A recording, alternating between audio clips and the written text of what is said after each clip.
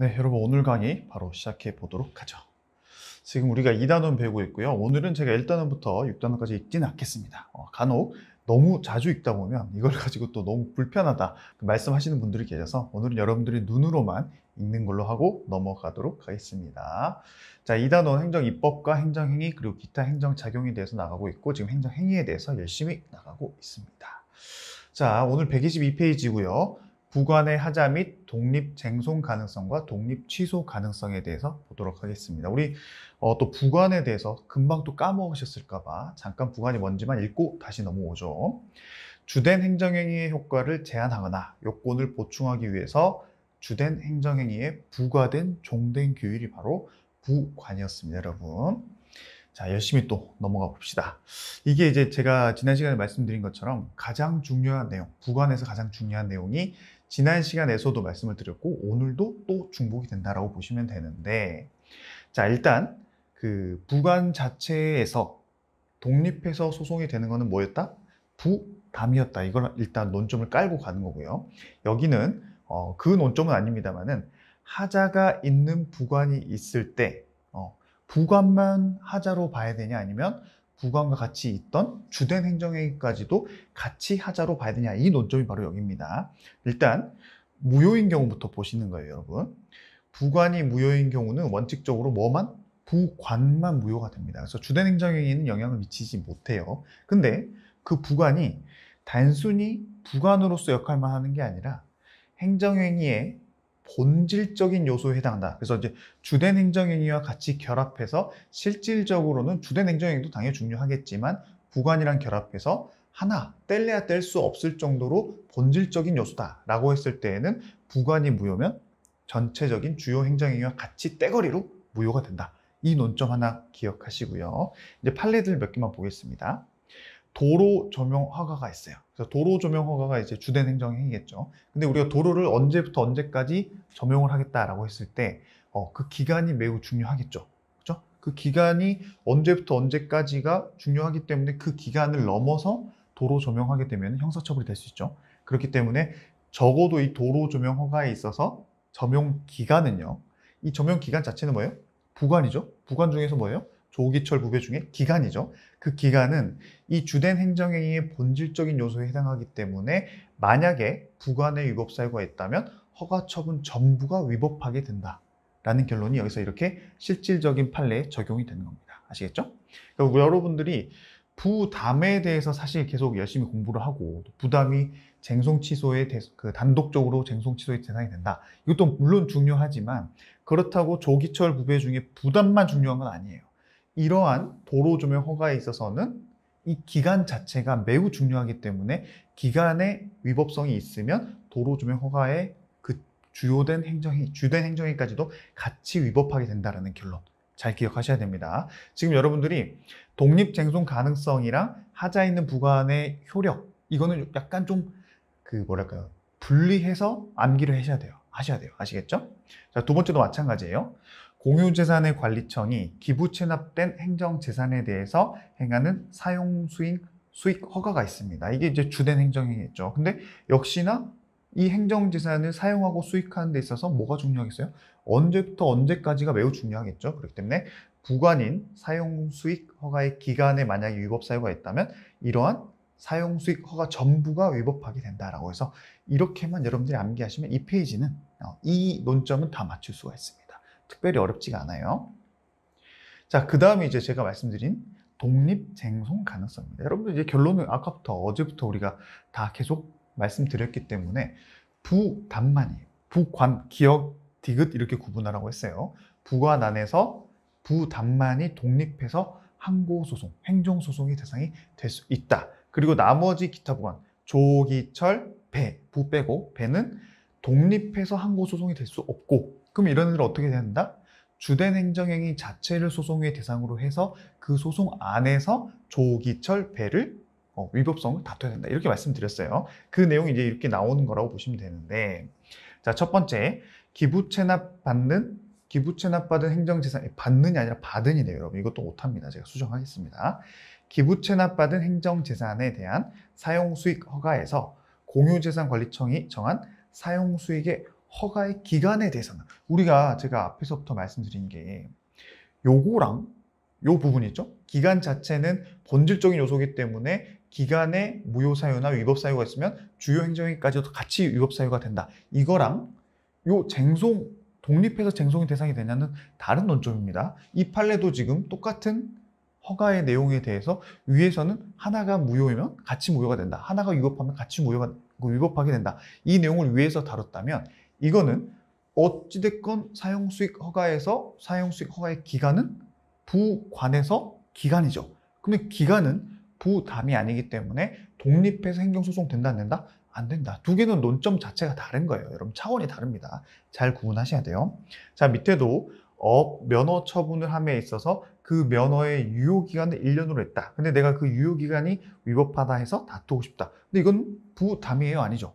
기간이죠. 그렇기 때문에 결론은 독립해서 이 기간은 행정소송이 될 수 없다. 마찬가지로 합니다. 또 마지막 매립지 일부 국가기속처분은 우리 지난 시간에 배웠죠?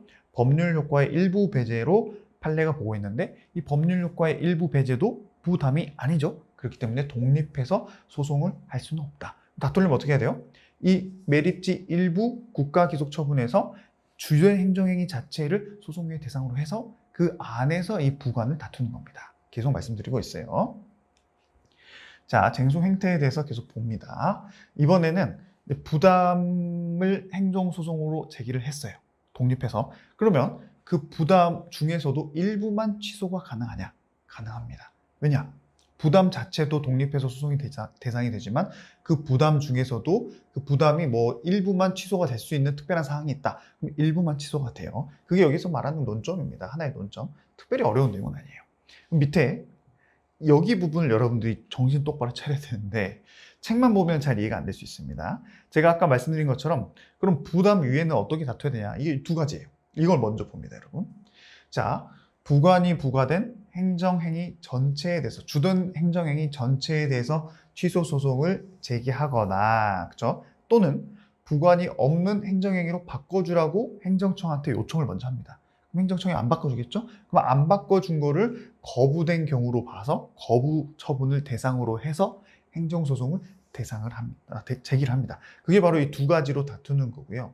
자, 위에 만약에 판례는 부담이 아닌 다른 조기철 배를 소송의 대상으로 가져와가지고 그것만 다투겠다. 그러면은 각하라고 해가지고 우리가 소송에서 지는 게 두 개가 있어요. 6단원에서 자세히 배울 건데 지금 여러분들이 간단하게만 들으시면 됩니다. 내가 소송을 제기했는데 지는 경우는 하나는 각하가 있고요. 하나는 기각이 있어요. 각하는 아직 싸울 단계 자체도 싸울 가치 자체도 없다라고 해서 아예 본안 판단에 가서 실질적으로 네 말이 맞냐 내 말이 맞냐를 다투기도 전에 자격이 없으니까 가세요 집에. 그게 각하고요.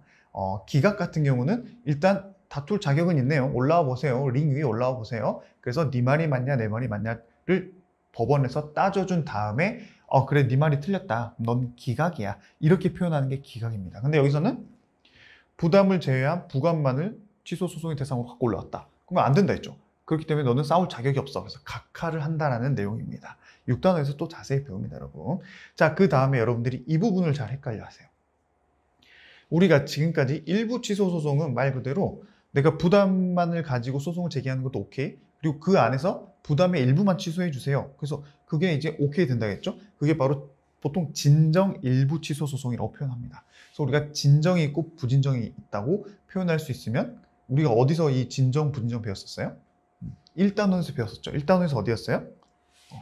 소급표 금지 원칙에서 진정 소급표, 부진정 소급표 배웠죠. 거기서 마찬가지로 여기는 약간 반대 개념은 아니고요. 진정 일부 취소 소송은 우리가 그냥 생각하는 것처럼 부담 자체에서 일부만 취소해달라. 그럼 부진정은 뭐냐? 약간 개념이 어렵습니다. 하자 있는 부관을 포함해서 처분 전체를 대상으로 하는 것까지는 오케이. 근데 거기서 처분 전체를 취소해달라고 하면 되는데 부관만 취소를 해달라고 하는 것. 그게 바로 부진정 일부 취소 소송이라고 합니다. 약간 개념이 어렵죠? 우리가 아까 부담이 아닌 나머지 애들을 다투려면 주된 행정행위 자체를 전체를 취소 소송으로 제기해가지고 전체를 취소해달라고 해야 돼요. 그렇죠? 근데 그 안에서 물론 부관을 다투기는 합니다. 근데 어쨌든 내가 요청하는 거는 전체를 소송 대상에서 전체를 취소해달라고 해야 되는데 전체를 소송 대상으로 했다가 대신에 부관만 취소해달라. 그게 바로 부진정 일부 취소 소송인데 된다 안 된다? 안 된다. 왜냐? 이건 부담이 아니기 때문에. 결론은 무조건 어떻게 가야 돼요? 부담만이 독립해서 소송의 대상도 되고 부담만이 일부 취소 소송 청구가 가능하다. 부담을 제외한 부관은 이렇게 다퉈야 되고 만약 부진정 일부 취소 소송 다 같이 떼거리로 소송을 제기하되 부관만 취소를 구하는 것 그게 바로 부진정 일부 취소 소송인데 된다 안 된다? 안 된다. 이렇게 여러분들이 결론을 알고 가시면 특별히 어렵진 않습니다. 그래서 여러분들이 부담 말고는 다 안 된다 보시면 돼요. 그리고 부진정 일부 취소 소송도 안 된다. 이렇게만 기억하시면 됩니다. 물론 이렇게 기억하라는 거는 이 의미가 뭔지 제가 설명드린 거를 암기한 상태에서 이해한 상태에서 결론을 기억해야 됩니다. 아시겠죠? 물론 내가 내일 당장 시험인데 볼 게 너무 많아. 근데 부진정 일부 취소 소송 단어 기억이 안 나. 그럴 때는 여러분 그래 부담 외에 다 안 되니까 부진정 일부 취소 소송 안 된다. 이렇게 넘어가도 돼요. 그때는. 근데 지금은 그렇게 긴급한 시기가 아니기 때문에 이해하고 암기하고 넘어가셔야 됩니다. 아시겠죠? 자, 그리고 밑에 판례만 보면 되죠? 자, 기선 선망어업 허가 우리 배웠죠? 배 여러 개 필요한 거. 그 허가를 하면서 부속선을 사용할 수 없도록 제한한 위법한 부관이 있었는데 결론은 하나 뭐가 있었어요? 부당결부 금지 원칙에 의해서 이러한 부관 내리면 안 된다. 그거 하나 플러스 그 부관에 대해서는 부속선을 사용할 수 있도록 업 허가사항 변경 신청을 한 다음에 그게 또 거부가 되면 그때는 그걸 대상으로 거부 처분 취소 소송을 제기할 수도 있다라는 게 이 판례에서 말하는 두 번째 논점이었고 그게 여기서 뭐였어요? 요거였죠. 요거에 대한 하나의 또 판례를 같이 살펴봤습니다. 자, 이제 중요한 내용 다 끝났습니다, 여러분. 그다음 독립 취소 가능성도 있냐라고 했을 때에는 이거는 판례도 좀 오락가락하긴 하는데요. 중요한 건 뭐다? 부담은 거의 다 된다고 보시면 돼요. 부담은 독립 취소 가능성도 인정하고 있다. 그 외 부관의 경우는 독립 취소 가능성이 안 되는 게 원칙이지만 사안에 따라서 태도는 약간 명확하진 않다라는 게 결론이에요. 아시겠죠? 이 정도만 여러분들이 알고 넘어가시면 되고 사실 그래서 그 판례가 아까 우리 앞에서 말씀드린 것처럼 부분 취소랑 독립 취소는 약간 다릅니다. 부분 취소는 내가 부담 중에 만약에 부담이 도로 조명 허가를 냈는데 도로 조명 허가로 1,000만 원을 도로 조명 사용료를 내라는 게 부담이었다 보면 1,000만 원이 너무 비싸니까 500만 원만 내게끔 해주세요. 그럼 1,000만 원 중에 일부기 때문에 일부 취소가 가능한 거예요. 근데 여기서 말하는 독립 취소는 아까 말씀드린 것처럼 법원이 판단을 했을 때 부담만 문제가 됐을 때 부담만 취소하는 거 그게 하나의 또 독립 취소고요. 만약에 부관이 문제가 돼가지고 부담 외에 나머지 애들이 문제가 돼서 주된 행정행위랑 다 같이 소송의 대상이 됐을 때 법원이 그렇죠? 내가 청구하는 그 내용이 아니라 법원이 그 나머지 부관만 취소가 가능하냐 독립해서 취소 가능하냐 그럼 법원의 판단이 달려있겠죠. 그랬을 때에도 부담 같은 경우는 법원이 마음대로 독립 취소가 가능한데 나머지는 일단 원칙은 안 되지만 사안에 따라 또 되는 경우도 있기 때문에 태도가 명확하지 않다. 이 정도로만 여러분들이 이해하고 넘어가시면 됩니다. 자, 이제 부관은 여러분 이제 머릿속에 좀 떨어뜨려 놓으십시오. 이제 카테고리가 달라졌습니다. 4절로 넘어왔어요. 행정행위의 성립 및 효력 발생 요건이라 그래서 사실 이 부분은 크게 중요하지 않습니다. 약간 여러분들이 어깨에 무거운 짐이 있었다면 약간 내려놓고요. 근데 방금까지 배웠던 부관 그 중에서도 부담 내용은 중요하기 때문에 반드시 머릿속에 딱 기억하시고요. 이제 좀 약간 그렇다고 공부를 안 해도 될 건 아니지만 좀 약간 긴장감을 내려놓고 봐도 된다라고 하는 거예요.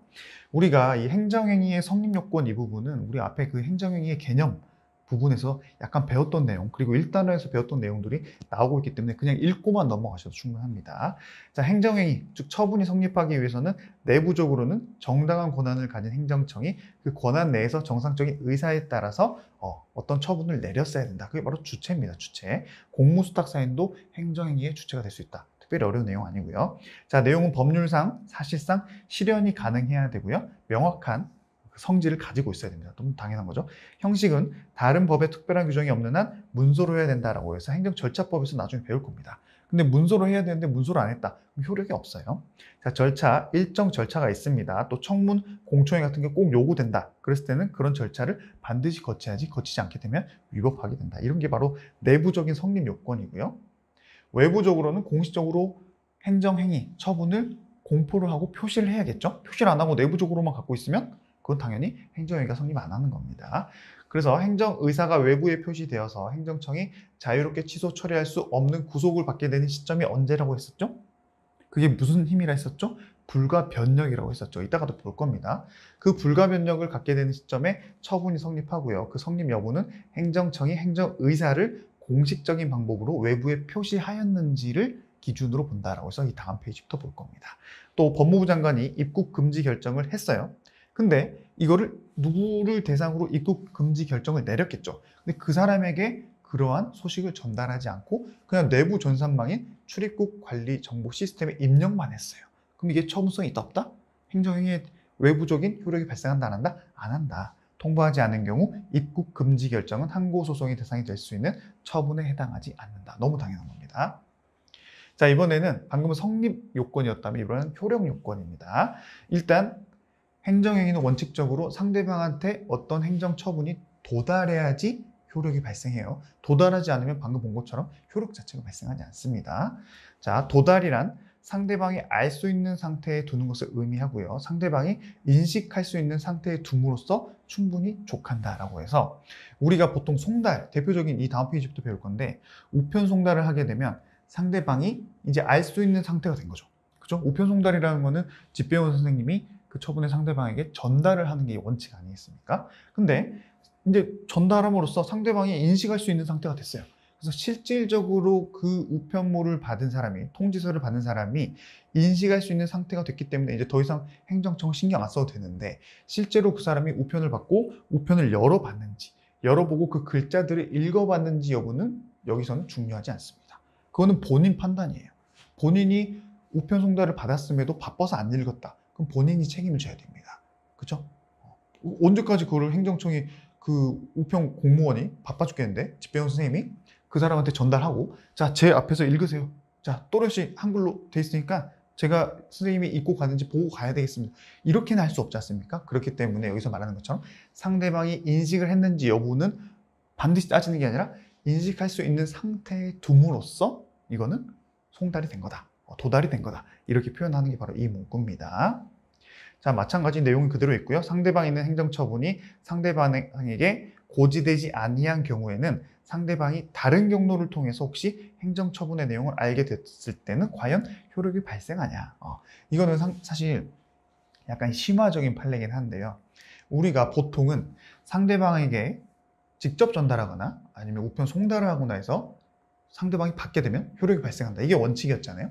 근데 이 사례에서는 상대방한테 정식적으로 원래 우편 송달을 해야 되는데 그걸 안 하고 인터넷 홈페이지에 처분의 결정 내용을 올렸어요. 게시했어요. 관련 공무원이. 그래서 실제로 처분의 상대방도 인터넷 홈페이지 와가지고 그 내용을 봤습니다. 자, 그랬을 때 우리가 이제 약간 그 형식과 실질 중에 뭘 중시하냐 이런 논점이 좀 생길 수 있는데 여러분들이 나중에 공무원이 되면 이런 실수를 하면 안 됩니다. 반드시 규정에서 송달을 해야 된다고 정해져 있으면 송달을 해야지. 이 사람 인터넷 홈페이지 자주 오니까 내가 올리면 본인이 분명 볼 거 아니야. 그럼 이거 송달된 거 아니까? 이런 판단은 절대 해서는 안 돼요. 실제 판례에서도 인터넷 홈페이지에 처분의 결정을 게시했고요. 상대방이 그걸 봤다 하더라도 이거는 행정절차법에서 정한 바에 따라서 송달이 됐다고 볼 수 없다라는 게 결론이었고요. 이 판례뿐만 아니라 또 나중에 배우겠지만 중요 판례가 하나 더 있는데 A라는 사람이 자신이 이제 어떤 처분을 받게 돼 있어요. 근데 처분이 아직 안 왔어요. 문서가 안 왔다고. 근데 본인이 너무 궁금해가지고 그러니까 이게 며칠 차이가 나진 않을 텐데 본인이 그게 궁금해가지고 공공기관에 찾아가지고 정보공개 청구를 한 겁니다. 그래서 본인이 받은 처분이 아직 송달은 안 됐지만 그 정보공개 청구가 더 빨리 돼가지고 내 실질적인 처분 내용을 알게 된 거예요. 자, 그랬을 때 그 A라는 사람이 정보공개 청구를 통해서 알게 된 그날 실제로 처분의 통지가 있는 걸로 효력을 볼까요? 안 볼까요? 보지 않습니다. 실질적으로는 송달이 필요하면 송달이 반드시 돼야지 송달이 아닌 인터넷 게시판에 올라왔다던가 아니면 본인이 가가지고 정보공개 청구를 통해서 그 정보를 알게 됐다는 이런 거는 아무 의미가 없습니다. 이 결론만 기억하세요. 아시겠죠? 그래서 송달이 필요한 처분에 있을 때는 무조건 송달이 돼야 된다. 이것만 여러분들이 기억하시고 넘어가시면 되고요. 자, 우리가 송달에 대한 여러분들이 일반론은 그냥 문제 제기라고 볼 수도 있고 그냥 기본적인 내용을 말하고 있습니다. 송달은 우편 교부 또는 정보통신만 이용 등의 방법으로 하되 송달 받을 사람의 주소, 거소, 영업소, 사무소 등의 전자 우편 주소로 한다라고 해서 다만 송달 받을 자가 동의하는 경우에는 직접 만나가지고 송달할 수도 있다라는 게 그냥 행정 절차법에 나와 있는 규정이고 여러분들이 눈으로 그냥 보시면 됩니다. 자, 우편 교부 송달은 상대방이 처분의 내용을 이미 알고 있더라도 무조건 송달해야 된다, 안 해야 된다? 해야 된다. 그게 바로 이 원칙 규정이에요. 아시겠죠? 가끔 아니 이미 내용 아시잖아요. 저희가 무슨 우편까지 또 보내드립니까? 귀찮게 하자입니다. 무조건 알든 모르든 상관없이 보내야 됩니다. 아시겠죠? 여러분들 나중에 공무원 되시면 반드시 기억하시고요. 자, 그리고 디귿 판례. 송달 받을 사람이 납세 고지서의 수령을 회피하는 경우 송달 받을 장소에 두고 온 것만으로 송달이 됐다고 볼 수 있다, 없다? 없다라고 해서 이따가 이럴 때는 어떻게 해야 되는지가 따로 나옵니다. 그래서 여러분들이 물론 이제 우편을 전달하는 집배원 공무원을 준비하신 분들도 있을 텐데 특히 그 직역에 계신 분들은 이런 사례에 대해서 직무 교육할 때도 정말 많이 배우기 때문에 큰 문제는 안 돼요. 근데 여러분들은 그러한 직역이 아니실 것 같아서 이런 내용을 좀 잘 알고 있어야 됩니다. 왜냐? 시험에 나오니까. 그래서 사실 이 내용이 송달이 보통 문제가 되는 경우는 이런 경우예요.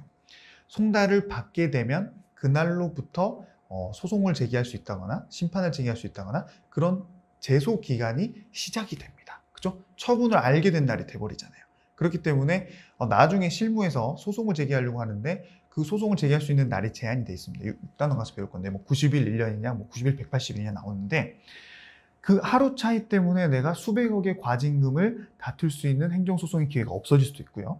그 하루 차이 때문에 내가 평생 매월 얼마씩 받게 되는 뭐 연금이라든가 이런 거를 다툴 수 있는 기회 자체가 없어질 수도 있어요. 그렇기 때문에 그 날이 언젠지가 매우 중요하거든요.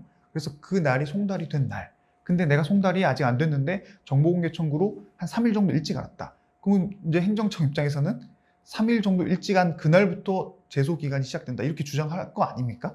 근데 실질적으로 판례는 무조건 송달이 돼야 된다. 그리고 이제 납세고지서를 안 받으려고 도망 다녀요. 왜냐? 납세고지를 받은 날로부터 이제 그 세금에 대한 이자가 더 올라간다거나 또 나중에 더 내야 될 돈이 올라간다거나 이런 게 이제 실질적으로 되고 또 그 세금 고지서를 받은 날로부터 언제까지 안 내면 이제 강제 압류 절차가 들어올 수 있기 때문에 그런 걸 좀 악용하기 위해서 악덕 채무자들이 세금 고지서를 안 받으려고 도망 다닙니다. 그랬을 때 그 고지서를 반드시 전달해야 되는 공무원이 단순히 그 사람을 만난 것도 아니고 그 장소에다가 던지고 그냥 온 거예요. 이제 그 정도만으로는 송달됐다고 볼 수 없다라는 게 이 판례입니다. 아시겠죠? 제가 예전에 이 판례 때문에 어떤 학생분이 질문을 한번 하신 적이 있어요. 카페에. 그래서 이 판례를 가지고 질문을 하셨는데 여러분들 공부하실 때 이렇게 두고 온 것만으로는 송달이 안 된다. 그럼 이제 그랬을 때는 여기 내용이 나와 있습니다. 어떻게 해야 되는지 이따 볼 건데 근데 질문이 그랬어요. 이 다음 페이지를 안 보셨는지 이렇게 됐을 때는 송달이 된다고 볼 수 없다는데 왜 그런 거예요? 라고 질문을 하시길래 제가 약간 순간 뭐라고 답변을 해야 될지 모르겠더라고. 그래서 왜 그런 걸까요? 판례가 이 정도로는 당연히 적법한 송달로 보지 않기 때문에 그런 건데 그거를 왜 그런 거고 그럼 또 질문 또 있었어요. 왜 인정 안 해주는 거예요? 그럼 어떻게 하라는 거예요? 라는 취지의 질문이었거든요. 그럼 어떻게 하라는 건지를 궁금해 할 수는 있겠지만 여러분들이 시험 공부를 하실 때는 이 판례에 나와 있는 결론만 기억하시면 되지 이 결론에서 내 일처럼 더 들어가가지고 그러면 내가 집배원인데 이럴 경우는 어떡하라는 거야 이렇게까지 생각하실 필요는 없다.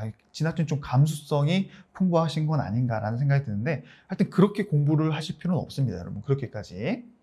자, 쭉 넘어가서 이제 통지 방법은 송달, 우편 송달이 있죠. 우리가 보통 우편이 있고요. 등기 우편이 있습니다. 보통 우편은 상대방이 받은 걸로 추정되지 않습니다. 왜냐? 추적이 안 되거든요. 우편 송달은 예전에 여러분들이 편지를 우편으로 보내보신 적은 없으실 것 같은데 그 우표를 사가지고 우표를 편지에 붙여서 우체통에 넣어버리는 거 있죠. 그게 바로 일반적인 보통 우편이고요. 이런 거는 우리가 상대방이 받았는지 안 받았는지가 인터넷으로 조회 자체가 안 됩니다. 그렇기 때문에 도달 추정이 안 된다. 그럼 우리는 무조건 나중에 공무원이 돼서 뭘로 보내야 된다? 등기 우편으로 보내야 된다. 이거는 내가 몇 월 며칠에 발송했으면 그 발송만으로 상대방에게 그 우편이 도달됐다고 추정이 됩니다. 그래서 나중에 상대방이 난 못 받았는데요 했을 때 이제 관련 등기 번호를 치면 우리 택배 조회하는 것처럼 조회가 되죠. 그래서 상대방이 받았는지 안 받았는지, 또 누가 받았는지, 몇 시 몇 분에 받았는지까지 떠요. 그렇기 때문에 그럴 때는 발송만으로 도달 추정이 된다라고 보시면 되고, 대신에 적법한 주소로 보내야 되는데 전혀 다른 주소로 등기 우편을 보내놓고 이거 송달 추정되니까 나 문제 없겠지 이러면 안 된다는 게 이겁니다. 단수 치인이나 가족이 주민등록지에 실제로 거주되지 않는 등의 사정이 있는 경우에는 도달이 추정되지 않기 때문에 우편물에 이때 이런 경우에는 특별하기 때문에 우편물의 도달 사실을 처분청이 입증을 해야 된다라는 것도 여러분들 기억하시고요. 자, 이제 교부 송달이라 그래서 일단 원칙이 이겁니다. 수령 확인서를 받고 문서를 주는 거예요. 받으셨죠? 사인해주세요. 이게 바로 기본적인 수령 확인서 받고 문서. 이게 원칙이에요. 근데 이제 보충 송달이라고 해서 A라는 사람한테 꼭 줘야 되는데 송달 장소에 갔어요. 그 사람의 회사라든가 집을 갔는데 A라는 사람이 없네요. 그럴 때는 회사의 직원이라든가 동료 또는 동거인, 같이 사는 와이프분, 남편분, 그리고 사리를 분별할 수 있는 지능이 있는 사람에게 대신 문서를 주면서 이거 이 사람 오면 꼭 전달해 주세요 라고 하는 것도 가능합니다. 그게 바로 보충 송달이에요. 그 다음 이제 유치 송달이라 그래서 방금 우리 앞에서 봤던 자꾸 도망 다니거나 이런 사람들 어떻게 해야 되냐, 문서를 송달받을 자 또는 그 사무원 등이 정당한 사유 없이 송달을 안 받으려고 해요. 대신 받아주면 되는데 저 싫어요, 안 받을 거예요 이렇게 거부를 한단 말이죠. 그 앞에 같은 경우는 아예 도망 다녀서 만날 수가 없었어요. 자, 이럴 때는 단순히 놓고 오는 게 다가 아니라 이러한 사실 자체를 이런 사람이 사무원으로서 옆에 근무를 하고 있는 것 같은데 그 사람이 정당한 이유 없이 거부를 한다는 사실 자체를 수령 확인서에 일단 공문이 적습니다. 그리고 나서 문서를 송달할 장소에 놓아두면 이때는 유치 송달로서 인정이 될 수 있어요. 근데 이러한 내용도 없이 그냥 던지고 왔다, 이럴 때는 송달이 된다고 볼 수 없다라는 게 앞에서 봤던 겁니다. 잘 구분하시고요.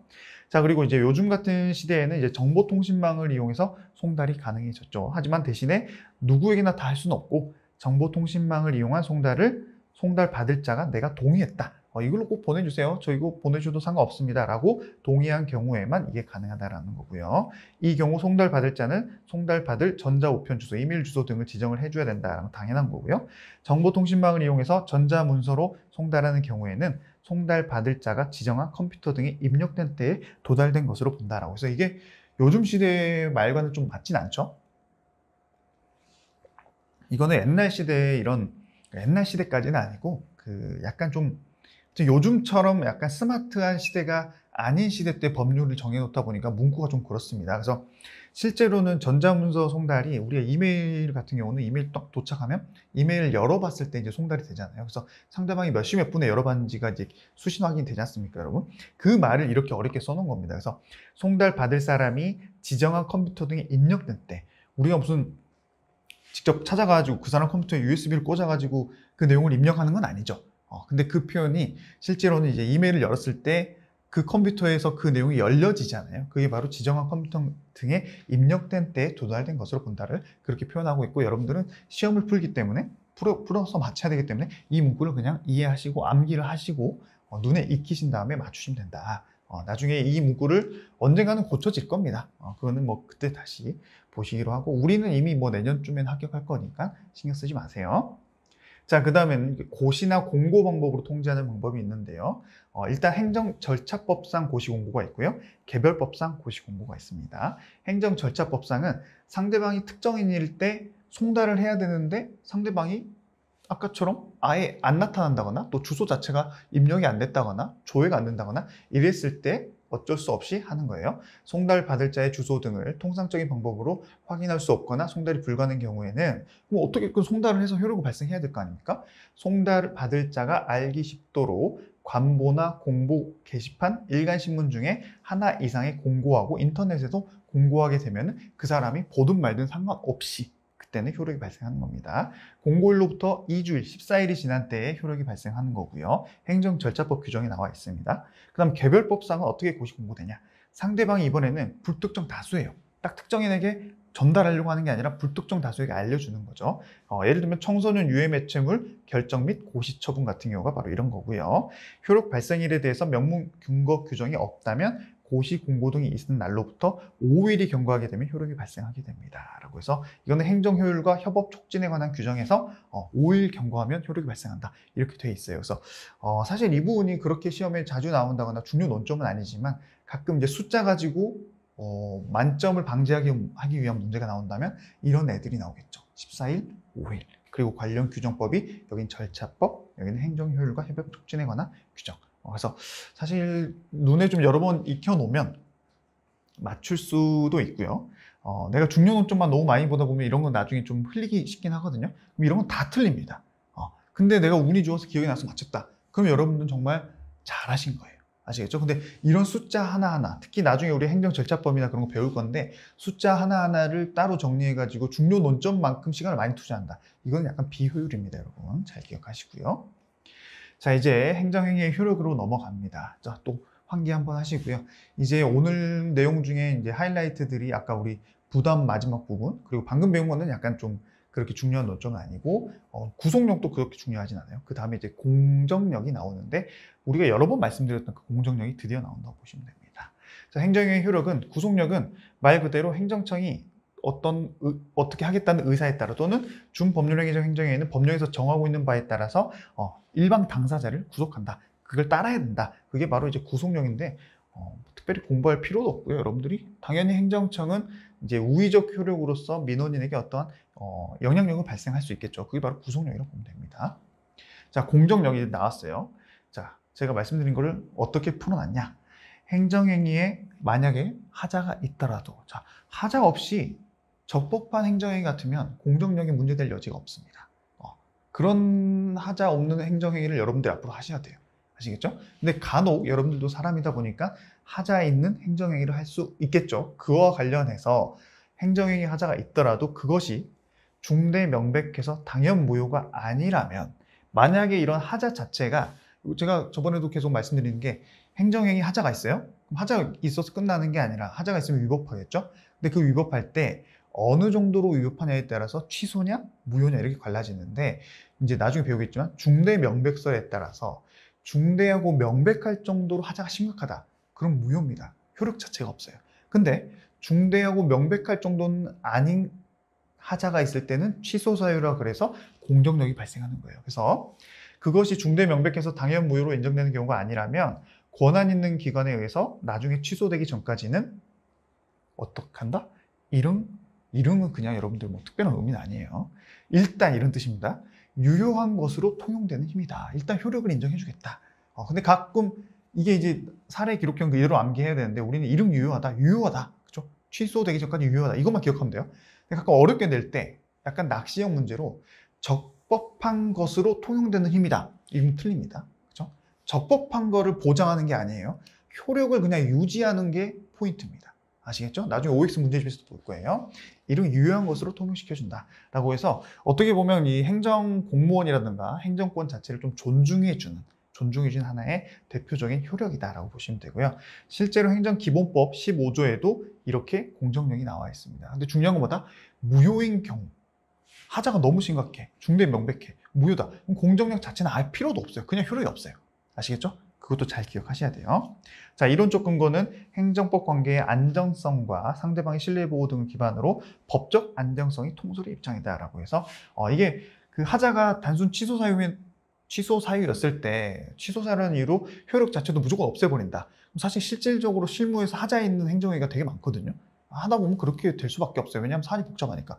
그럼 그것들 다 효력이 없애버리면 그럼 법적 안정성이 없어지겠죠. 법적 안정성은 어떤 그 사회에 있어서 행정청이 어떤 행위를 했을 때 약간 큰 문제가 있지 않으면 일단 안정적으로 효력을 유지시켜주면서 사회를 좀 안정시키는 그런 큰 개념이라고 보시면 됩니다. 물론 여러분들에게 법적 안정성에 대해서 또 강의를 하자면 헌법 시간이라든가 이런 때 1시간 내내 강의를 할 수도 있어요. 근데 우리는 그렇게 공부할 필요가 없다라고 말씀드립니다. 자, 그러면 공정력의 효력은 어떻게 되냐라고 했을 때 당연히 이제 공정력이 그 상대방이나 제3자는 그대로 효력이 적용이 됩니다. 그래서 구속력이 미친다 그래서 적법하게 나중에 취소되기 전까지는 행정행위에 효력이 부인되지 않고요. 파면 처분을 당한 공무원은 그 처분에 취소 사유인 하자가 존재할 경우에는 그 파면 처분 취소 소송을 제기를 해야지 그 나중에 취소가 돼서 그때 파면 처분의 효력이 없어집니다. 그 전까지는 무조건 효력이 유지가 되는 게 바로 공정력이라 보시면 돼요. 그리고 이 뒤에는 곧바로 공무원 지휘하기 소송을 제기할 수는 없다라고 하는 거는 이따가 우리가 성결 문제와 관련돼 있어서 약간 좀 심화적인 거기 때문에 여기서는 굳이 보실 필요는 없어요. 여러분들은 상대방이나 제3자는 공정력에 구속력이 반드시 미친다라는 거 기억하시고요. 이제 약간 다른 이름이 있습니다. 구분할 필요까지는 없는데 구속 요건적 효력이라 그래서 처분의 상대방이나 제3자가 아니라 그러면 다른 국가기관이나 법원도 어떤 행정처분을 한 그 행정청의 공정력과 비슷한 느낌의 이러한 구속 요건적 효력이 인정이 될 여지가 있냐라고 보는데요. 결론은 공정력과는 구별되는 효력은 맞다. 근데 단순 논의에 불과하기 때문에 공부할 필요가 없다. 결론은 이렇게 보시면 됩니다. 뭐가? 구속 요건적 효력. 아시겠죠? 단순 논의에 불과하다라고 해서 판례에서 특별히 이걸 가지고 뭐 엄청 중요해서 그 소송의 승패로 보진 않는다. 이런 느낌이에요. 그 내용은 여러분들이 읽어보시면 특별히 어렵지는 않습니다. 자, 그 다음 밑에 구속요건적 효력에 대한 명시적인 법적 근거는 없지만 국가기관 간의 권한 분배 체계와 권한 존중의 원칙이 간접적인 근거가 된다라고 해서 별로 좀 안 중요합니다. 아시겠죠? 그냥 물론 이런 개념이 행정법에서 목차로 하나의 그 위치를 차지하고 있다는 것은 좀 알 필요는 있어요. 그래서 여러분들이 복습할 때 그냥 쭉 소설처럼 읽어보면 된다라고 보시면 됩니다. 자, 그 다음 공정력과 입증 책임은 무관하다. 왜? 공정력은 그냥 행정행위 자체가 취소되기 전까지 효력이 일단 유효한 것으로 보는 것이지 적법하다고 보는 게 아니라 했죠. 그렇기 때문에 이 입증 책임은 내가 말하는 이 주장에 대해서 내 주장이 적법하다 또는 그 의미가 있다라는 증거를 가져오는 걸 바로 입증 책임이라 하는 거거든요. 그렇기 때문에 이건 단순히 효력이 일단 있다는 것이지 이게 합법적이다 뭐 이런 거를 의미하는 게 아니기 때문에 입증 책임과는 관련이 없다라고 표현을 하고 있고요. 자, 한계도 있습니다. 공정력은 행정행위, 즉 처분 또는 재결에만 인정이 되지 무효인 행정이 아까 아예 공정력 갖다 붙일 이유가 없다 했죠. 또 법규명령이나 행정규칙, 또 행정계약, 사실행위, 행정지도, 공법상 계약, 확약 이런 애들은 처분성이 없어요. 그렇기 때문에 이런 애들은 공정력 자체가 인정될 필요도 없다. 그래서 우리는 나중에 이러한 행정청 행위가 처분성이 있냐 없냐를 따질 건데 그때 처분성이 있는 행정행위만이 여기서 말하는 공정력도 인정이 된다. 나머지는 공정력이 인정되지 않는다. 이렇게만 여러분들이 일단 보시고 넘어가시면 됩니다. 자, 이제 공정력과 관련된 좀 약간 심화된 논점 그리고 오늘 확실하게 한번 딱 머릿속에 암기를 하시고 넘어가야지 또 나중에 급할 때 보게 되면 상당히 좀 머리 아파질 수 있는 논점이 바로 성결 문제고 지금부터 공부를 해보도록 하겠습니다. 자, 이 성결 문제는 공정력 때문에 발생하는 문제고요. 또 그렇기 때문에 공정력을 공부하다가 보는 겁니다. 여러분 지금부터는 좀 하이라이트이기 때문에 집중을 더 하셔야 돼요. 그래서 핸드폰 같은 거 좀 내려놓으시고 진짜 안막을 만들어서 이 부분만 여러분들이 집중할 수 있도록 좀 만들어 놓으세요. 자, 성결 문제가 뭐냐? 처분의 위법 여부 또는 효력 유무가 두 가지로 나눠져요. 위법 여부 또는 효력 유무 이 두 가지 딱 머릿속에 집어넣으시고요. 이러한 애들이 취소 소송 외에 행정소송인 취소 소송 외에 다른 소송의 재판을 함에 있어서 먼저 해결이 돼야지 뭔가 그 다른 소송이 해결될 것 같은 경우 그러니까 예를 들면 이러한 처분의 위법 여부나 효력 유무는 행정소송에서 다투는 거죠. 처분 가지고 다투는 거기 때문에 근데 그 처분 자체가 위법한지 아니면 그 처분의 효력이 있는지 없는지가 아직 완벽하게 행정소송으로 결론이 안 난 상태에서 그거를 전제로 민사소송이라든가 형사소송을 제기했을 때 그러한 민사소송의 판사님, 형사소송의 판사님이 아직 행정소송에서 결론이 안 났는데도 불구하고 내가 과연 판단을 내릴 수 있냐. 이게 바로 성결 문제의 핵심적인 논점입니다. 아시겠죠? 이런 행정소송법 11조는 하나의 성결 문제와 관련된 그 근거 규정이라고 보시면 되는데요. 중요한 내용은 아니고 여기서 뭐 그 성결 문제가 돼 있을 때는 뭐 이런 규정을 준용한다. 이건 약간 절차적인 거지 여기서 여러분 그 공부하시는데 크게 중요한 내용은 전혀 아닙니다. 자, 이제 계속 넘어갈게요. 자, 그러면 우리가 행정소송에서 처분에 대한 위법 여부나 효력 유무 이 두 가지가 결론이 안 난 상태에서 민사소송을 누군가가 제기했다고 봅시다. 자, 그랬을 때 민사법원에서 과연 그 행정법원에서 해결해야 될 결론을 내려야 될 위법 여부나 효력 유무를 이쪽에서 판단을 전제적으로 하고 민사적 법원에서 나머지 내용 보통 이런 거죠. 처분 자체가 위법하기 때문에 내가 민사적으로 돈을 받아야 된다. 또는 처분 자체가 효력이 있냐 없냐 없기 때문에 내가 돈을 받아야 돼. 민사는 거의 돈이기 때문이에요. 돈이거든요, 여러분. 그렇기 때문에 첫 번째는 그 행정처분의 위법 여부가 문제돼서 나는 돈을 원해. 손해배상 받고 싶어. 그게 바로 이 파트고요. 위법 여부 하나. 그다음 두 번째가 효력 유무. 행정청이 나한테 했던 처분이 취소 사유야 또는 무효 사유야. 그렇기 때문에 내가 그 행정처분으로 인해서 국가한테 돈을 냈으면 그 돈 다시 내가 돌려받겠어. 민사잖아요. 이 파트 두 개로 나눠져요. 그래서 첫 번째 위법 여부 같은 경우는요. 우리가 보통 손해배상을 받고 싶다. 손해배상 상대방이 나한테 위법행위, 불법행위를 했기 때문에 내가 그거에 대한 손해를 배상받고 싶은 거죠. 그때 바로 위법 여부가 문제가 되고요. 효력 유무는 상대방이 나한테 돈을 받아갔는데 받을 이유도 없는데 돈을 받아갔어요. 근데 그건 불법행위는 아니고 부당이득이라고 표현합니다. 부당하게 내 돈을 가져갔다. 그래서 난 돌려받고 싶다. 그게 바로 이쪽에서 말하는 효력 유무입니다. 잘 기억하시고 다시 앞으로 가서 하나씩 천천히 보시죠. 자, 행정청이 한 행정행위가 위법하기 때문에 내가 위법성을 먼저 행정소송에서 인정을 받고 민사소송 제기하면 문제가 안 되는데 아직 행정소송에서는 그 위법 여부 가지고 다툼을 해결이 안 됐어요. 근데 내가 돈을 받기 위해서 소송을 제기했다는 거죠. 그랬을 때 행정행위의 위법을 이유로 국가배상 청구, 국가배상이 손해배상이랑 똑같습니다. 국가배상 청구를 한 경우에 결론은 민사법원은 행정법원이 아님에도 불구하고 행정처분이 위법한지 위법하지 않는지를 스스로 판단이 가능합니다. 이거는 이따가 형사법원에서 마찬가지예요. 그래서 결론 하나, 위법 여부는 행정법원이 아니더라도 행정처분의 위법 여부는 민사법원이나 형사법원에서 판단이 가능하다. 왜냐? 위법 여부, 위법한지 아닌지는 당연히 법원에서 판단할 수 있죠. 그게 관할이 행정이냐 아니냐 따지지 않고 가능합니다. 뭐가? 위법 여부가. 딱 머릿속에 기억하세요. 자, 그래서 밑에 행정처분이 위법함을 이유로 국가배상을 청구하기 위한 그 전제로서 반드시 그 처분이 위법하기 때문에 취소가 돼야 되냐? 아니다. 취소되지 않더라도 민사법원에서 위법함을 전제로 손해배상 금액 때릴 수 있다. 이게 결론이에요. 약간 문구가 어려워서 그렇지 여러분들이 이 프로세스가 기억나면 이 문구는 자연스럽게 암기가 되고 이해가 되고 이제는 무조건 암기해야 됩니다. 전제적으로 취소가 돼야지만이 국가배상 청구 가능하다? 아니다. 상관없다. 민사법원에서 판단 가능하다. 이거 하나 있고요. 과세 대상이 아닌데도 불구하고 세무공무원이 직무상 과실로 과세 대상으로 오인해가지고 그 과세 처분으로 내가 돈을 내가지고 손해가 발생했다. 그러면 그 과세 처분이 나한테 위법행위가 된 거죠. 그렇기 때문에 그 과세 처분이 행정소송에서 취소되지 않았다 하더라도 국가는 이로 인한 손해배상 책임을 질 수 있고 민사법원에서도 판결을 낼 수 있다. 아시겠죠? 사실 문제에서 이게 논점이 된다면 힌트를 줍니다.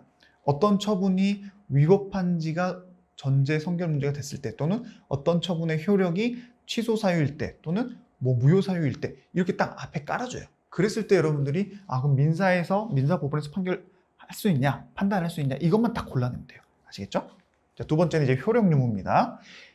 효력 유무는 아까 우리가 하자는 취소가 될 수도 있고 무효가 될 수 있다 했죠. 뭐가 더 심각하다 했어요? 무효가 더 심각한 하자가 있죠. 그렇기 때문에 하자가 매우 심각하기 때문에 그럴 때는 굳이 행정소송에서 취소가 안 되더라도 무조건 무효이기 때문에 민사에서 바로 판단이 돼요. 하지만 이게 공정력이 나오죠. 무효까지는 아닌 취소 사유에 불과하다. 그럼 우리가 공정력에 의해서 취소 사유에 불과할 때는 취소가 돼야지만이 효력이 없어지지 취소가 되기 전까지는 이런 유효한 통용력이 있다 했죠.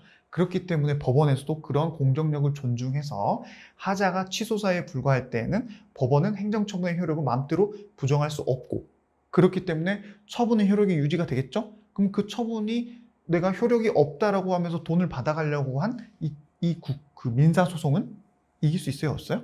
없겠죠. 그렇기 때문에 그로 인한 부당이득은 인정이 안 되기 때문에 원고가 지게 돼서 기각 판결을 받게 되는 겁니다.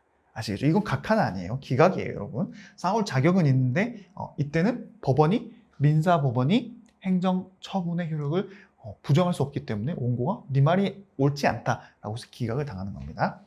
그래서 앞에는 손해배상, 뒤에는 부당이득. 일단 기억하시고요. 조세 과오납 반환 청구 사건에서 조세의 과오납이 취소 사유에 불과할 경우에는 이라고 같은 조세임에도 불구하고 아까 앞에는 힌트를 어떻게 줬어요? 위법한 조세 처분이라 했죠. 근데 여기는 과오납이 취소 사유라고 딱 힌트를 줘요. 그럼 이건 위법 유무예요? 효력 유무예요?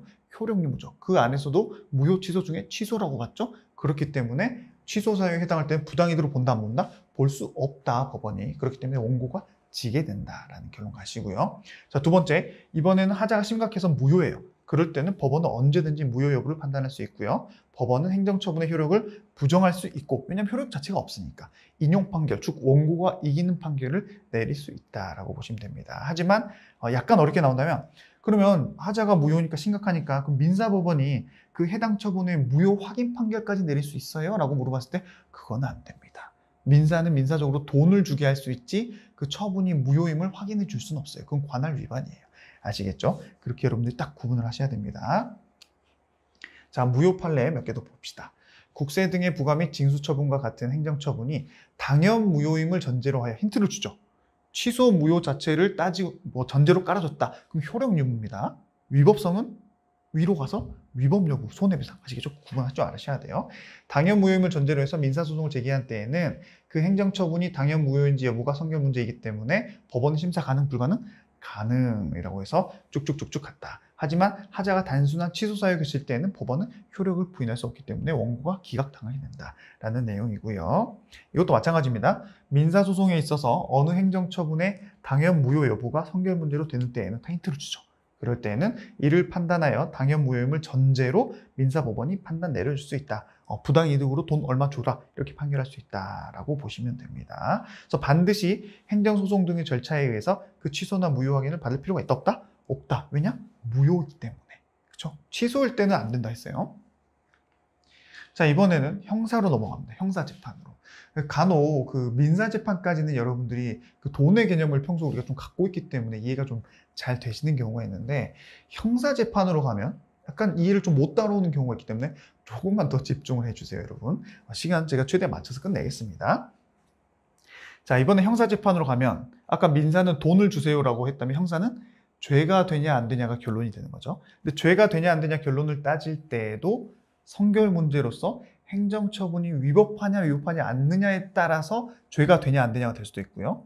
또 이번에는 행정처분이 취소가 되거나 아니면 효력이 없을 때 효력 유무로 가서 그 결론에 따라서 죄가 되냐 안 되냐가 달라질 수 있어요. 그래서 나중에 보시면 아시겠지만 위법 여부는 좀 이따 보고요. 효력 유무 같은 경우는 거의 면허 문제가 많이 나옵니다. 어떠한 면허를 줬을 때 그 면허의 효력이 있냐 없냐, 면허의 취소 사유냐 아니면 면허 자체가 무효냐, 그에 따라서 면허가 없으면 무면허 행위가 되기 때문에 처분이 되겠죠. 그렇게 따질 때 보통 효력 유무일 때 면허 문제가 된다라는 거 기억하시고요. 자, 위법 여부도 봅니다. 이거부터. 당연히 민사처럼 법원이 직접 판단이 가능합니다. 위법 여부이기 때문에. 그래서 행정청이 침해적인 행정처분인 시정명령을 하면서 사전 통지를 하지 않거나 의견 제출을 기회를 두지 않아서 시정명령이 절차적 하자로 위법하다면이라고 힌트를 딱 줘요. 위법하다면 위법 여부겠죠? 민사법원이 판단 가능하다. 위법하다면 그 시정명령을 위반한 사람에 대해서 시정명령 위반죄가 되냐 안 되냐가 형사법원에서 결론을 내야 되는데 판단이 가능하기 때문에 여기서는 어떤 판단을 내렸어요? 시정명령 위반죄가 안 된다, 무죄다라는 판단을 행정법원이 아닌 형사법원에서 내린 거죠. 그렇죠? 왜냐하면 적법한 시정명령을 내렸을 때도 불구하고 그거를 위반했을 때 시정명령 위반죄가 돼야 되는데 위법한 시정명령죄이기 때문에 이거를 지키지 않더라도 죄가 안 된다라는 결론이 되는 겁니다. 자, 밑에도 마찬가지예요. 여기는 이제 도시계획법 관련된 판례입니다, 여러분. 도시계획법에서 정한 처분이나 조치명령을 받은 사람이 이에 위반한 경우에 이 대신에 이 도시계획법상 처분이나 조치명령이 위법한지 적법한지가 문제가 되죠. 여기 나오죠? 그 처분이나 조치명령이 적법한 것이어야 된다. 위법 여부를 따지는 거겠죠. 근데 그 처분이 당연 무효가 아니더라도 그것이 위법한 처분으로 인정이 된다면 그럼 형사법원에서 마음대로 판단이 가능하고 위법한 처분이기 때문에 그거를 안 지키더라도 그 명령을 위반한 죄가 된다 안 된다? 안 된다. 같은 프로세스입니다. 잘 구분하실 필요도 없죠. 이 논점 프로세스만 알면 되고요. 자, 이번에는 이 효력 유무로 갔어요. 결론은 쉽습니다. 민사랑 똑같기 때문에 하자가 취소 사유에 불과하면 법원은 행정처분의 효력 부정할 수 없고 무효 사유일 때는 법원이 하자가 심각하기 때문에 형사법원에서도 그 행정처분의 무효라는 것을 전제로 해서 처분이 가능하다라는 건데요. 제가 아까 말씀드린 것처럼 효력 유무는 거의 다 뭐가 문제가 된다? 면허가 문제가 된다. 자, 위법한 운전면허라도 라고 해서 이 위법 여부로 따지나? 끼시면 안 돼요. 그 뒤에가 중요합니다. 위법한 운전면허라도 취소되지 않는 한 유효함으로 뭐 때문에? 공정력 때문에. 그렇기 때문에 아직 취소가 되지 않은 운전면허라면 그 면허를 가지고 운전을 했다 하더라도 무면허 위반죄 성립한다 안 한다? 안 한다. 그죠? 그렇기 때문에 공정력 때문에 취소되지 않았다면 형사법원에서는 그 면허의 효력을 마음대로 부정할 수 있다 없다? 없다. 그렇기 때문에 그 사람은 면허를 가지고 있는 사람이기 때문에 그 면허로 운전하면 무면허죄가 된다 안 된다? 안 된다.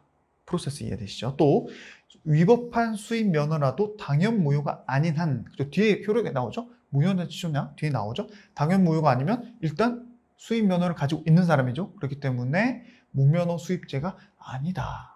처벌 안 된다라는 게 형사법원이고요. 자, 마지막 면허만 문제가 되냐? 아닙니다. 소방시설 등의 설치 또는 유지 관리에 대한 명령이 있었는데요. 그 명령이 위법하냐 아니냐가 아니라 행정처분으로서 하자가 있어서 무효라면, 그죠? 취소 무효 따지고 있죠? 효력 유무 따지고 있죠? 근데 무효기 때문에 이때는 판단 가능하겠죠? 그래서 위 명령을 위반을 이유로 행정형벌을 부과하면 된다 안 된다? 안 된다. 왜냐?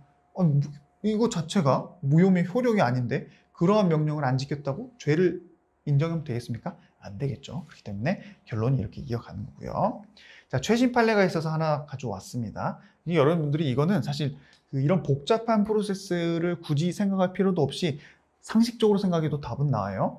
A라는 사람이 운전면허 취소 처분을 받았습니다.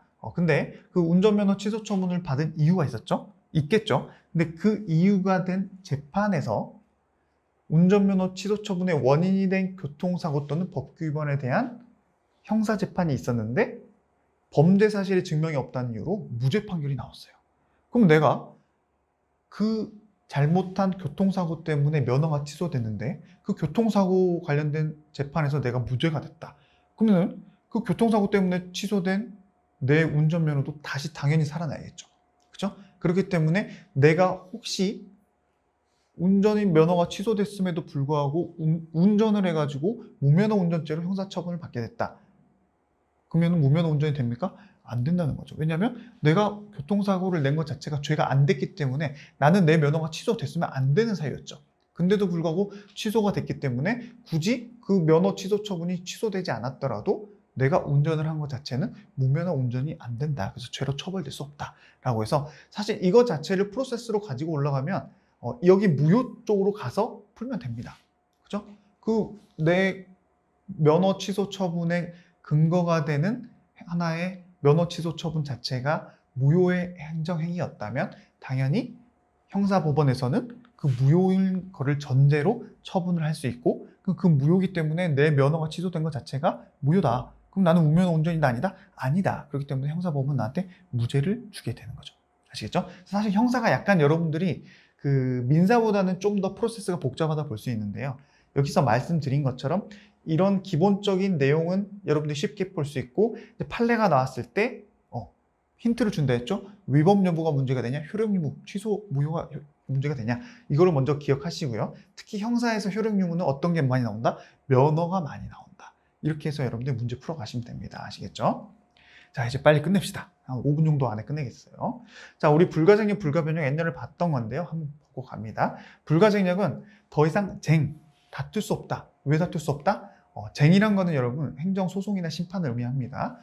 이미 쟁송 기간이 정해져 있는데 그 기간 동안 내가 안 다퉈가지고 지나갔다거나 아니면 이미 행정소송이나 심판을 다 거쳤어요.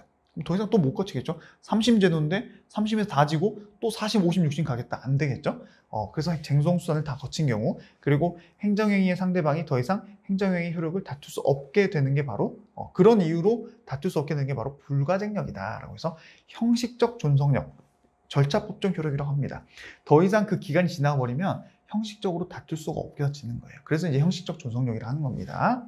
자, 그리고 절차법적 효력, 더 이상 절차가 없어요. 그죠? 다툴 수 있는 절차가 없죠. 그래서 절차법적 효력이라고 표현하고요. 취지는 행정의 안정성, 이런 건 뭐 크게 중요하지 않습니다. 그럼 이걸 위반하게 되면 어떻게 되냐? 불가쟁력이 발생한 행위에 대해서 행정쟁송이 제기되면 아까 말씀드린 것처럼 넌 자격 자체가 없어. 넌 각하. 부적법 각하를 줄여서 그냥 각하라고 표현하거든요. 넌 각하되는 거야. 이렇게 보시면 되고요. 자, 이번에 불가변력입니다. 우리 봤죠? 행정청이 어떤 하나의 처분을 내리게 되면 직권으로 취소하거나 철회할 수 있는 사안이 있다면, 그런 사정이 있다면 당연히 취소나 철회 가능하겠지만 그런 이유도 없이 마음대로 취소나 철회 또는 변경할 수 없다. 그게 바로 불가변력이라고 하고 실체적 존속력 또는 실체법적 효력이라고 합니다. 이건 절차적인 게 아니라 실질적으로 이렇게 안 되는 거예요. 그런 의미로 그냥 해석하시면 돼요. 시험에 그렇게 중요하지 않습니다. 자, 실질적 존속력이 있는 행정행위를 철회 취소하게 되면 당연히 위법한 행위가 되는 거죠. 자, 그래서 이걸 누굴 구속하는 힘이냐라고 해서 쟁송 같은 경우는요, 불가증력 같은 경우는 처분의 상대방 및 이해관계인이 구속이 돼가지고 더 이상 소송을 제기할 수 없게 되는 거죠. 그리고 효력 발생은 쟁송 기간이 도과됐다거나 아니면 이미 다 거친 경우, 그리고 적용 범위는 모든 행정행위, 모든 처분성 있는 행정행위에서는 불가증력이 발생할 수 있습니다. 불가변력은요, 처분의 상대방을 구속하는 힘이 아니라 그 행정행위를 한 처분청 또는 행정기관을 구속하는 거죠. 그죠? 본인들이 처분해놓고 마음대로 바꾸지 못하는 거니까. 그리고 특정한 행정행위에 효력이 발생을 하고요. 이게 나와 똑같은 내용입니다. 그리고 준사법적 행정행위, 행정심판 같은 거. 그죠? 어떻게 보면 사법기관이 하는 거 아니겠습니까? 행정심판에 결론 내는 거. 그런 행위에 있어서 불가변력이 발생한다. 이렇게 보시면 되고요. 확인행위도 마찬가지입니다. 여러분들 국가시험 합격자 결정을 했는데 마음대로 그걸 번복한다. 된다, 안 된다? 안 된다라고 보시면 돼요. 자, 수익적 행정행위는 효력이 불가변력이 발생하지 않는다. 이거는 뭐 여러분 보실 필요는 없는데 참고만 하십시오. 수익적 행정행위 같은 경우는 나중에 좋은 행정행위를 했다가 나중에 함부로 바꾸면 안 되거든요. 근데 그거는 불가변력 때문에 바꿀 수 없는 게 아니라 신뢰보호 원칙이라 그래가지고 우리가 1단원에서 배웠던 그 행정법의 1번 원칙 때문에 바꿀 수 없는 거지, 불가변력 때문에 바꿀 수 없는 건 아니다. 이런 개념만 그냥 한번 들어봤나? 이 정도로만 넘어가시면 됩니다. 자, 효력 발생 효과는 이제 더 이상 쟁송 제의가 불가능하죠. 근데 그렇다 하더라도 소송은 못 걸지만 행정청이 직권으로 취소는 가능합니다. 본인들이 더 이상 소송이 들어올 수 있는 가능성은 없다 하더라도 자기들이 봤을 때 이건 우리가 잘못했기 때문에 직권으로라도 취소를 해줘야겠다라고 하면 취소가 가능해요. 근데 반대로 이제 직권 취소가 안 되는 경우라 하더라도, 직권 취소가 이제 안 되겠죠. 특별한 이유가 없으면. 그렇다 하더라도 쟁송 기간을 도구하지 않았으면 처분의 상대방은 당연히 소송 제기 가능. 그래서 우리가 여기서 불가변력과 불가쟁력이 하나가 되면 하나가 안 되고 하나가 되면 다 같이 안 되고 이런 개념은 아니다라는 게 이 두 줄에 나와 있는 겁니다. 그래서 상호 독립적인 힘이다라고 해서 불가쟁력과 불가변력은 서로 독립적이기 때문에 불가변력이 발생한 행위가 당연히 불가쟁력이 발생하는 그런 개념 자체는 아예 오해다, 그런 식은 아니다라고 해서 불가변력이 있는 행위더라도 제소기간이 도과되기 전에는 처분의 상대방은 당연히 소송을 제기해서 효력을 다툴 수 있다. 이거 어려운 건 아닌데요. 꼭 이것 때문에 헷갈려서 틀리시는 분들이 많습니다. 잘 기억하시고요. 자, 또 불가증력 봅니다. 내용. 행정청이 철회 취소하는 것은 제가 가능하다고 앞에서도 말씀드렸죠. 자, 하지만 상대방 등은 손해배상 청구는 가능하다. 이게 뭔 말이냐면 우리가 이거는 아까 성결 문제랑도 약간 연결이 됩니다. 내가 행정처분 자체가 위법해가지고 경제적으로 손해를 받았어요. 자, 그랬을 때 내가 처분이 행정소송에서 취소가 된다거나 무효확인 판결을 받아가지고 나서 손해배상 청구하면 너무 깔끔한데 혹시 그 처분 가지고 다툴 수 있는 기간이 지나가지고 더 이상 행정처분 자체의 효력은 다툴 수가 없어요. 행정부분에서. 근데 그럼에도 불구하고 아까 민사법원에서 국가배상 청구 가능하다고 했죠. 왜냐? 위법 여부를 다투기 때문에. 그 내용이 이겁니다. 만약에 불가증력이 생겨서 더 이상 행정법원에서 그걸 다투지 못하더라도 상대방 등은 손해배상 청구는 제기 가능하다. 왜냐? 손해배상 청구는 처분의 효력을 다투는 것이 아니기 때문에. 이거는 위법 여부 가지고 돈을 주냐 말 거냐를 결정하는 것이기 때문에 저렇게 빨간색이 적어져 있고 시험에 많이 나옵니다. 잘 기억하셔야 돼요. 자, 무효인 행정행위는 역시나 불가증력이 발생하지 않습니다. 아까 우리 공정력이랑 마찬가지예요. 무효인 행정행위는 처음부터 효력 자체가 없어요. 그렇기 때문에 불가쟁력, 즉 언제부터 언제까지만 소송을 제기할 수 있다는 개념 자체가 필요 없습니다. 언제든지 다툴 수 있어요. 아시겠죠? 6단원에서도 자세히 배울 겁니다. 자, 그 다음 이쪽으로 다시 넘어와서 이제 불가변력으로 넘어왔죠. 행정청은 직권으로 취소 변경할 수 없으나 상대방 또는 이해관계인은 쟁송기간이 경과하지 않았다면 취소소송 제기 가능하다. 이 내용이 그대로 연결되고 있고요. 역시나 여기도 무효인 행정행위는 불가변력도 발생하지 않습니다. 그냥 무효라면 그 행정의 효력 자체가 처음부터 없어지는 거거든요. 없다고 보면 돼요. 그렇기 때문에 불가증력, 불가변력도 다 필요가 없다라는 결론 기억하시고요. 자, 당의 행정행위만 인정이 된다. 이거는 그 행정청이 어떤 행위를 했으면 그 행정행위만 인정이 되지 상대방이 다른데 종류가 비슷한 행정행위가 있다면 그때는 불가 변경이랑은 관련이 없다라는 겁니다. 그래서 동종 행정행위라도 대상이 다르면 불가 변경은 인정될 여지가 없다라고 해서 그 사람을 대상으로 그 처분을 했을 때 불가 변경이 그 사람한테 발생하는 거지 다른 사람한테 했다면 이 사람이 이걸 가지고 뭔가 다툴 그럴 필요는 전혀 없다라고 해서 독립된 겁니다. 그래서 당의 행정행위에만 이 불가 변경이 인정이 된다라고 기억하시고요. 자, 그 다음 저쪽 이거 다 봤죠? 자, 재심사 청구권은 인정 안 된다라고 해가지고 우리가 이제 그 밑에 판례를 보시면요 이런 겁니다. 내가 어떤 처분에 대해서 행정소송을 이제 제기해서 다 졌어요. 근데 더 이상 이제 법원에서는 다툴 수 없겠죠. 그럼에도 불구하고 처분청한테 이거 심사 한 번만 더 해주세요. 나 억울하니까. 재심사 청구를 할 수 있는 경우가 법령에 규정이 있다면 가능하겠죠. 근데 법령에 규정이 없다면 안 되는 겁니다. 왜냐? 그걸 가지고 내가 재심사 청구를 했는데 재심사 청구를 해도 안 받아주겠죠. 그럼 안 받아준 걸 가지고 거부 처분으로 소송을 또 제기할 수 있잖아요. 물론 이제 결론적으로는 안 되지만 그렇기 때문에 여기서 말하고 있는 게 재심사 청구권은 따로 인정이 되지 않는다. 그래서 행정절차법상에도 재심사 청구권 명문 규정이 없어요. 근데 행정기본법 37조에 재심사 청구가 생겨버렸습니다. 그래서 여러분들이 공부할 게 좀 많아졌어요. 근데 그건 여기서 배우진 않고 우리 교과서 맨 마지막 페이지에 이의신청이랑 재심사 청구에 대해서 그때 가서 배울 겁니다. 그래서 여기는 여러분들이 관련 판례만 보면 돼요. 자, 법규에서 신청권을 규정하고 있거나 법령 해석상 변경을 구할 신청권이 있다면 모르지만 그런 게 없다면 그 행정 처분에 대해서 행정 그 처분의 상대방이 변경을 요구했는데 그 변경을 안 해줬다. 그래서 거부했다. 그 거부한 경우 그 거부는 항고소송의 대상이 되는 행정소송의 대상이 되는 거부 처분을 볼 수 있다 없다? 없다. 이게 인정돼 버리면 3심 제도가 끝났음에도 불구하고 또 재판이 가능하게 되겠죠. 그렇기 때문에 인정하지 않는다라고 기억하시면 됩니다. 자, 그러면 이 부분 넘어갈 수 있고요. 자, 그리고 불가쟁력은 사실 이 부분은 나중에 6단원 파트긴 한데요. 기판력이라 그래가지고 그 판결의 효력이 생기거든요. 그 판결의 효력이 한 번 생기면 그 판결에서 주장한 것과 다른 주장을 한다거나 다른 판단을 할 수가 없는 게 바로 기판력인데 이건 이제 참고만 하시면 됩니다. 불가쟁력이 발생했다는 것은 내가 소송 자체를 아예 보통 일반적인 불가쟁력은 그 어떤 그 쟁송 기간이 이미 지나버려 가지고 다툴 수 없게 된 거지. 내가 민원인 입장에서 더 이상 다툴 수 없게 된 건 억울해요.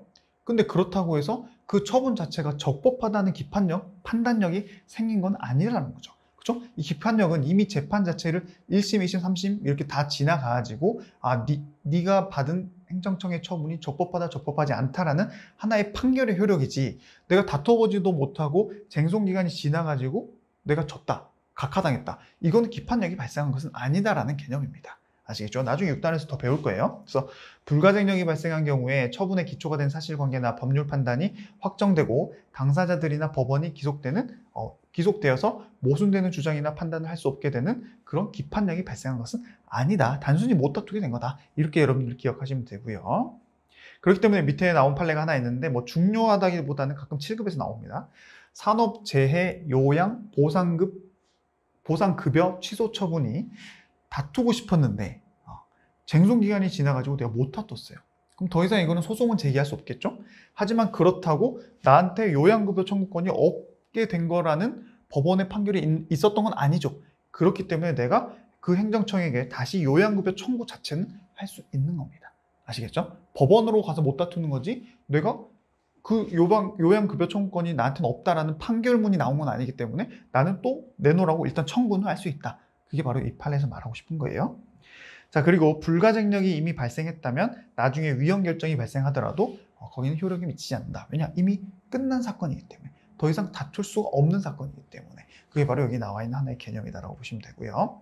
자, 마지막입니다. 마지막 행정행위 효력은 강제력이 있다라고 해서 강제력은 크게 두 개입니다. 자력, 집행력이 있고요. 하나는 제재력이 있는데요.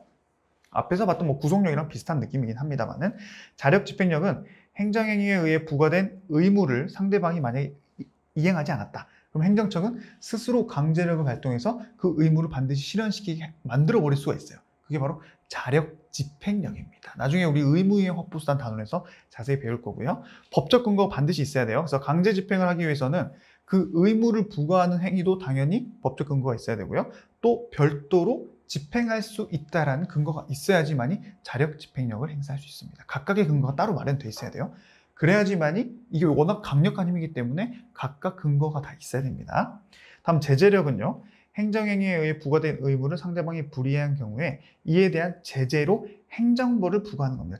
저기 자력 집행력은 그 사람이 무조건 하게 만들어버리는 또는 내가 직접 대신 해버리는 이런 집행력이라면 제재력은 형벌입니다. 행정벌, 행정질서벌, 과태료 또는 뭐 형벌, 벌금 이런 게 바로 제재력이라고 표현하는 거예요. 그래서 명시적인 법적 근거가 당연히 여기도 있어야 된다. 이 정도만 기억하면 되시고 나중에 우리가 의무이행 확보수단 단원에서 이 부분들 자세히 구분해서 공부를 할 겁니다. 자, 오늘도 여러분 중요한 내용 뭐다?